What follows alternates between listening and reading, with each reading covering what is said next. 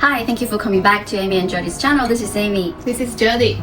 So in our previous video, I have talked about why and how to become an Australian CPA. You know, it's an accelerator for your career progression. Yes, we also introduced the steps how to become an Australian CPA. Yeah, and then ever since then, we've got some questions in our comments, and also we've received some DMs from our Instagram accounts. So if you don't know, put it over here. So for those of you who would like to study the exams, we would like to prepare some examination preparation tips in this video. Yeah. Hopefully we can take this opportunity to give you some of our personal advices to clear your mind and hopefully help you to accelerate this process of passing the exams. Yeah, that's great. So let's start. Yeah. Do you have your special secret way to prepare your exams? I heard about something like you talked about before. I think it's gonna be really useful for everybody. Can you share them? Yeah, sure. I think I have one really big tip that I'm using. Not only helps me with the CPA examination, but also helps me to learn some new skills as well. My secret sauce is raising questions before we're going to read the textbook. We tend to read the book as we read a novel, from the front beginning to the end. Yes. Yeah, so that's how you read bibliography. Yeah, it's not a storybook. Yeah, it's not. It's okay. a story. You can jump around. It doesn't Exactly. impact your understanding. Yeah. So my advice to you is to read the questions by the end of each chapters before you read the whole chapters. Yeah, Wow. that is because it's not a novel, you don't have to read word on word. And then because you have some experiences back in uni and also probably from your work, not everything you don't know. You can actually skip the part that you already understand or you already master. Yeah.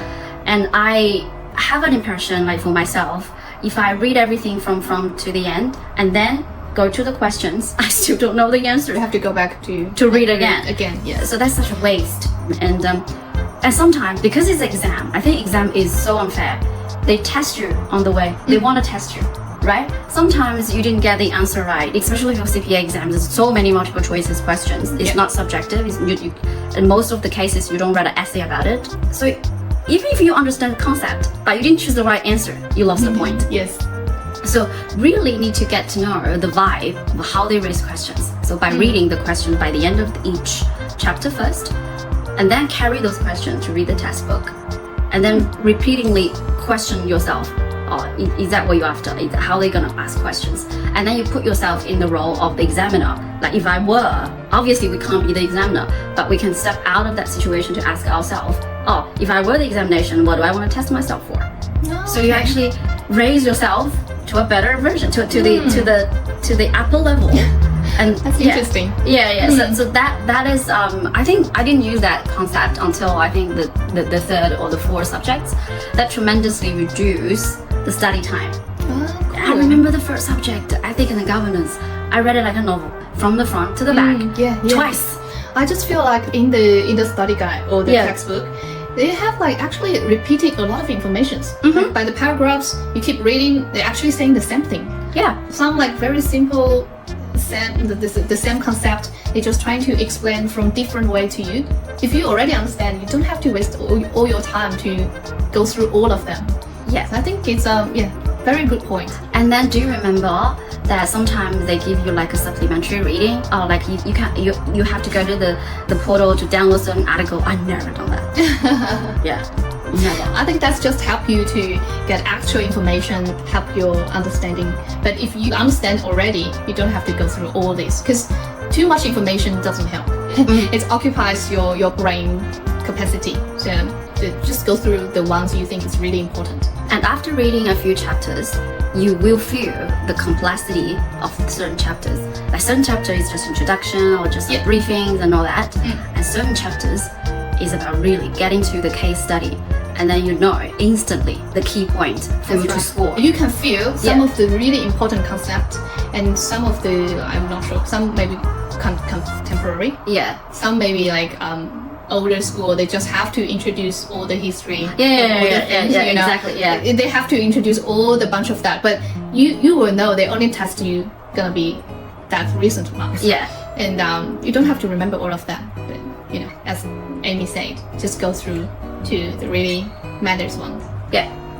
especially when it comes to the reviewing stage, after you probably have read the book, and then you really don't have to read everything over again, like I did for my first subject. So you really read the key subjects, really read the key case studies to reinforce your memories before you enter the examination hall. I totally agree. I didn't go through, Amy's strategy. I didn't go through my questions, but I don't read the book from beginning to the end. I jump from chapters, sometimes from of the paragraphs. Because I feel like some of the paragraphs, they try to explain the things, it's probably not really matter.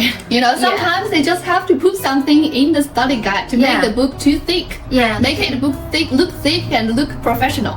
Like previously we've done this way. In the history we've done that way. It doesn't matter. It's good to know. It's good to know. So it's good. You told me that history. But what about now? Like skipping the history. How can I use that in my real life, or go to a real case, like what you really can apply to? That's another different story.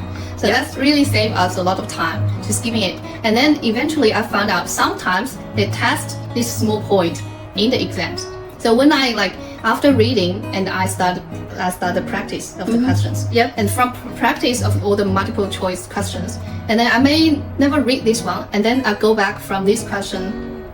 When I see this question, I go back to the study guide and then study this point. So as Amy said, right, we save our time from reading book from beginning to the end. And also what I did is I only read the important part at the beginning, and then I will start practicing the multiple choice questions. But when you see some of the questions, they may ask, some of the questions they may related to some of the content you may never read it before. So you may skip, then that at that moment I feel the gap.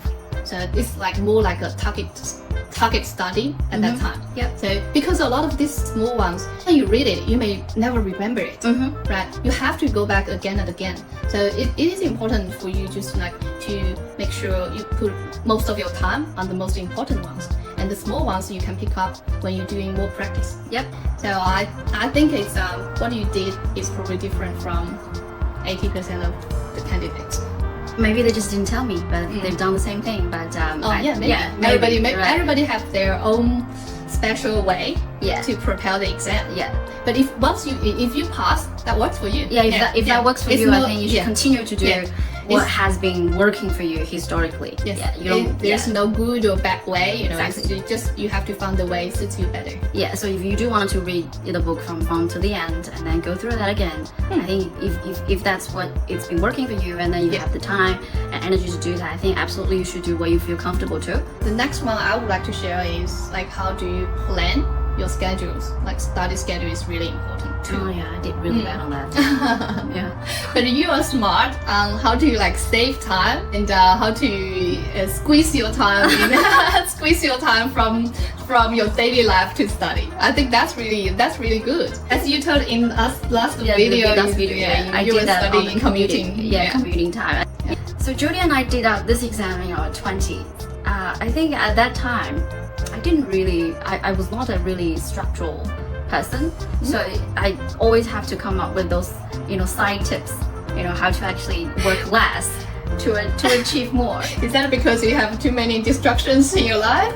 Not really. Just having too much fun. No, not really. I think it was because when you're younger, you always wanna make limited or tiny effort to achieve the maximum results. So if I were doing my exam right now, I probably would take more thorough approach to appreciate the knowledge more. But sometimes you're gonna think strategically about how do you plan and how do you score. And then my goal was never to score 100%, because I know 100% is not it's not possible. And not your target. Maybe somebody else will, if that's what you want to achieve. And then some of my friends, they achieved, excellencies, so they score number 1 as well as number 2. And I was never like that. So my goal at that time, maybe not now, my goal at that time is to pass and then spend limited effort to pass. Because I know that, by passing that, once you pass, it doesn't matter if you score 85%. That's true. So my goal is just to pass. So sometimes, Jody will go back and study something that she didn't really catch it. So if I strategically think, if that I didn't really get that one, but if that only takes up to I also read the front page. There is a percentage. Oh, like this chapter, we test you 10%, then 20%, 30%, something like that. So so if I didn't really catch something in the 10%, I wouldn't even go back to study that, because I know they're gonna take me extra time, and then that would not guarantee my pass. So I will go to the bigger proportion of the content and study that, and to score the heavy part. Yeah, so that in your 20 you really wanted to do. That's a good strategy too. Like, everybody just found a good strategy suits you. Yeah, like, doesn't matter if your target is just pass. If pass is enough. Like as long as you pass, you can get the full qualification, right? Become a full member, and this qualification can be like really useful to another level of your career. It's good enough. Nobody gonna ask you, oh, how much did you score in the financial reporting? Exactly. You're like, oh, distinction, and then they go, oh, high distinction. Nobody will ask you that. Basically, the semester is around 10 weeks, right? So I think you should to arrange at least around 10 to 15 hours in a week for studying, for proper study. I know I haven't done that. Nobody. I wouldn't say for nobody. No, but I didn't do that. I didn't do it either. properly, because your life always got distracted with something. Like your work is too busy, and sometimes I just have to squeeze the time, maybe just like 3 or 2 weeks before the exam. But I normally make sure I take 1 week leave before the exam. So at that time I do a very intensive study for preparing my exams. Because like it lasts 10 weeks. At the beginning you studied, right? But some of information you may forgot. Because the knowledge to retain in your brain, it actually takes time to repeat it, and it has a time frame. How long it can stay in your brain. So I normally take a week before the exam to review all the things and to go through all the questions I need to. So that's my suggestion. Take some study leave before the exam. Talk to your boss, arrange study leave, get some support, get some empathy. Definitely to plan that in advance. Don't just do that like right in front of your exam. My habit was like study at night. I'm not sure about Amy. So study in the morning. Okay, she's the morning person. Maybe during the commuting time. Right? During the commuting time. Because I was like, my commuting time is long. I have to get up early to go to the company, but I have to drive. Okay. So you're lucky. You can study in the train. So share my personal experience. I normally study at night, and after a long day, you may feel tired. So I take a nap around 30 minutes. Then I feel refreshed, and then start around 8:30, 9 o'clock. I study around 2 hours until 11 o'clock, and then I go to sleep. So that's my normal plan. How about you? I think that's good, because I noticed that if you study something and you sleep on it, your brain is actually still working through those knowledge. So you actually have the whole night, even though you didn't really study, but the knowledge is in your mind. Our mind is very, very mystery and powerful. So I think that's good. Like you sleep on your knowledge overnight. I do remember I had some dream about my CPA. See? Like or either about I'm practicing some of the questions or some of the concepts I was using in my real life. Anyways, I really dreamed about it. I think even though I can't scientifically explain the rationale, but I definitely read somewhere. So I definitely encountered the situation that the question probably didn't make sense today. But I just keep thinking about it. I keep thinking about it. I have this syndrome. I just think about it, and then I sleep on it. And then the more you think about it, one day the concept just like you can understand it naturally. And then once I sleep on it overnight, normally I get it the next morning. Oh, great! That's efficient actually. I can't explain, but I definitely read somewhere that your brain actually is working while you sleep. Unlike Jody, if I take a nap from 7:30 to 8:30, the night is gone, and that is the end of the night. So I can't do that. I normally because I am very energetic during the day, so I get pretty exhausted during the day. So if I go home and then I'll just the night is officially over. So I normally, like I mentioned in my previous video, I normally study on the train on the way to the office, and then on the way back to the office as well. So during that time on the working days, I didn't go out. That's my routine. So every day I guarantee 1 hour quality study time on the train. So 5 hours during the midday, and then I'll take 1.5 day for the weekend, because 5 hours I've already earned during the week, and then during the weekend I only study 1.5 day. So you got a half a day free time. Half a day free time. I'm gonna clear your mind. So I recommend you, strongly encourage you to plan your schedule strategically. So don't actually, me and Jody, we leave things probably a bit too closer to the exam day, but not too bad. We probably will leave 2 or 3 weeks. 3 weeks. 3 weeks, at least. So we leave 3 weeks at least, and then because we have supportive boss as well, so we have a week off, like pure off, right before the exam. But I do not think, based on our friends' advice, we didn't really. We don't think probably that's the case for some companies. So so we were lucky. So make sure you plan it, reschedule your study probably during the semester term, like the 10 weeks. So don't wait until the end of the time and you feel all this stress and you become like panic about like, I don't have enough time, and at that time it's probably even hard to focus on your study. Exactly. So I think for me, if the exam is too close, I got so it's stressed. stressful. Yeah. If I'm that kind of person, so I think a tiny bit of stress is good. A tiny bit of stress actually encourages you to take actions. But if you're under too much stress, you ended up procrastinating. So if I'm too close to the exam, I actually didn't really. So I will sit there and then scrolling on my phone, scrolling on the internet, and watching probably just TV. give up. I don't have enough time to study anyway. Why should I do this? So that you will develop. So I developed. I think for the first subject, I was so stressed. I think I was avoiding anything. But in the end, I passed.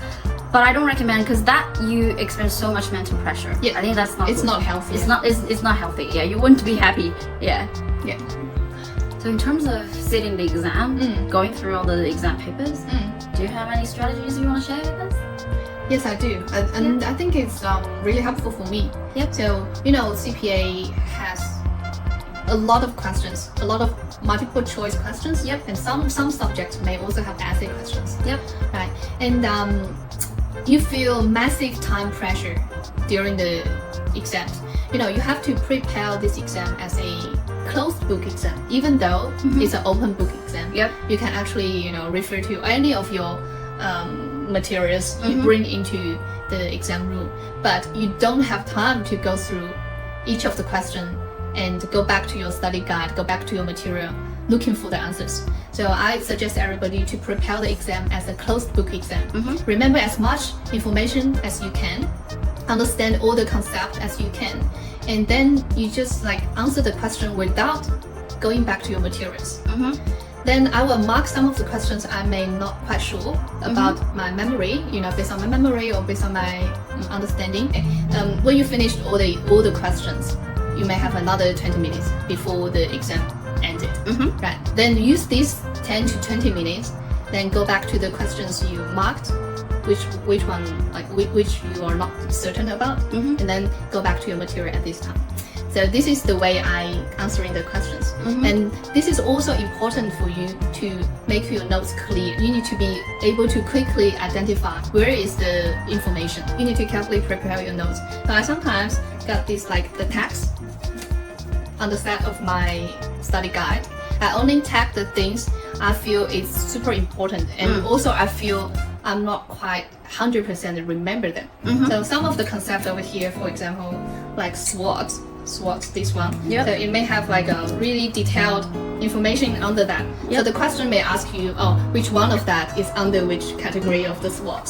So you may not able to remember all these things, but because I tagged that one, so I can quickly go through the concept, and then just identify the information maybe within 5 seconds. So that's the time when I have a spare time at the end of the exam. I go through to the study guide. But you're the best not to use the study guide at all if you can, in the exam. I think for having those tags and then to have a tag next to you is more like a mental support. So you don't rely on that. But having that by your side, that gives you some sort of support you to go through the exam as your buddy.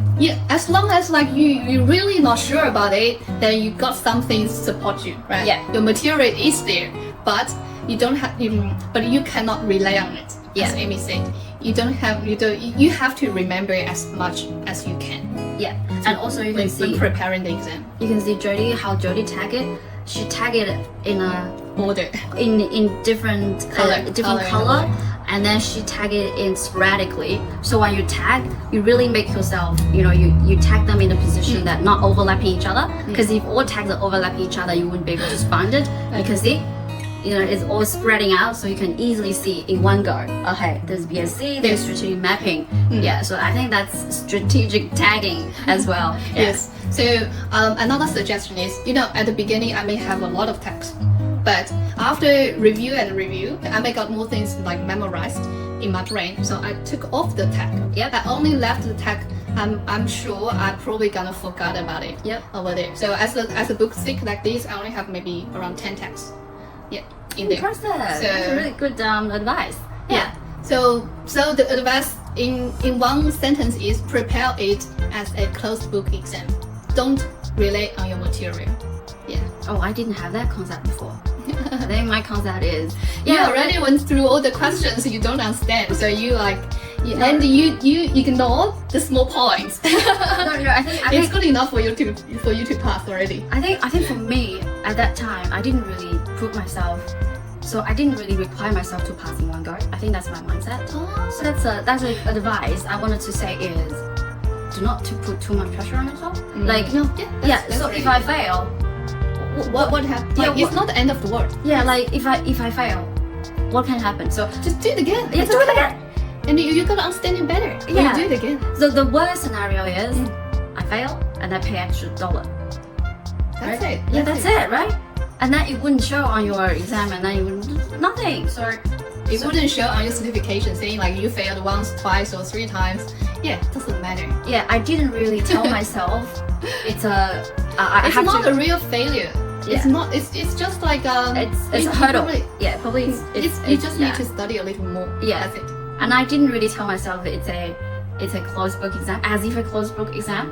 And I think I was telling myself, oh yeah, you have your book. So I was like, oh, this is my buddy. So I take my buddy with me. I study seriously. Well, I take this exam very seriously. I plan, and then I study every day.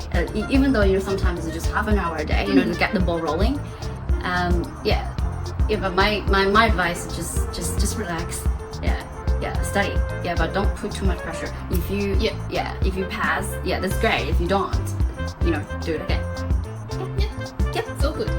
Yeah, so the last point we would like to share, and we both feel it's really helpful for both of us, is you can to be a teacher. Yep. Either to teach yourself or to teach your friend. Yep. You probably study as a group. You both teach. You and your friends or your group of people, you both educate each other. So some of the points they may got better understanding than you. Yep. They can share it. They can explain it to you. It also helps them to understand the concept. Yep. In the meantime, it helps you. Yep. And maybe in another situation is you got a better understanding of some of the concept. Then you need to be the teacher for them. So when you re-explaining the things, that helps the knowledge to retain in your brain. Yeah. So that's really good. I think it's really good strategy. I think normally people probably have misconcept. If I explain to you, you are the one who benefit from it. No. If I explain to you, I am the one who benefit the most. Yes. Yeah. I agree. I 100% agree. Yeah. So I think I took that strategy and I pretend. Sometimes I don't have a study buddy with me. Sometimes even though I study in the university library, but I'm still by myself. So I just pretend. Okay, what if I'm the professor for that university? I'm presenting this idea, like audit or a DTA for my students, because that DTA thing can be very counterintuitive. And I was like, how do I explain to him, to her, how to get this concept and calculate it correctly? And instantly you're feeling a responsibility on your side that you're not really for yourself, you're for better good. Yeah, you're explaining that to someone else. So it's not being, because sometimes those if I explain to someone else, someone probably get further advanced. Asians can be very competitive. But for us, for me, and for Jody as well, we think by explaining the concept to another person, we are the one who benefit the most. So I'll take the opportunity. Either I play professor myself or I share my idea with my friends. Yeah, both ways. That's really good point. Yeah. we share our opinion about like which subject is the hardest.